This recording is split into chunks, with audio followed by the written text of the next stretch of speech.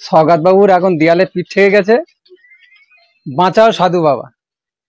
আগে তিনি সাধারণ মানুষকে নিয়ে রাজনীতি করতেন, তিনি এখন দেখছি যে মসজিদের ইমাম সাহেব এবং মুয়াজ্জিনদের নিয়ে সেই সব মানুষ, দামি দামি মানুষদেরকে নিচেই বসিয়ে রেখে তিনি স্টেজে বক্তব্য দিচ্ছে। এটা সব থেকে বড় লজ্জাজনক। আর একটা কথা হচ্ছে, তেনার সওগাত বাবুর পায়ের তলা থেকে ভাঙড়ের মাটি সরে যাচ্ছে আস্তে আস্তে। তিনি ঠিক রাখতে পারছেন না কোথায় কি করছেন আর কোথায় কি বলছেন। কখনো বলছেন মায়ের দুধ খাচ্ছে, কখনো বলছে বাবার দুধ খাচ্ছে, ঠিক করতে পারছেন না। কারণ আমরা দেখেছি কয়েকদিন আগে ঘটকপুকুর বাজারে তিনি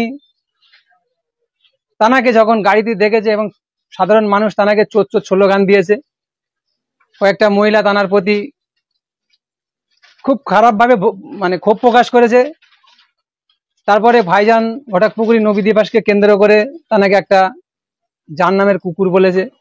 এইসব কথা শুনে তিনি মন মানসিকতা হারিয়ে আজকে যে মানুষগুলো স্টেজে থাকার কথা সেই মানুষগুলোকে নিচেই বসিয়ে আজকে সওগাত বাবু নিজে বসে স্টেজে বসে তিনি বক্তব্য দিচ্ছেন।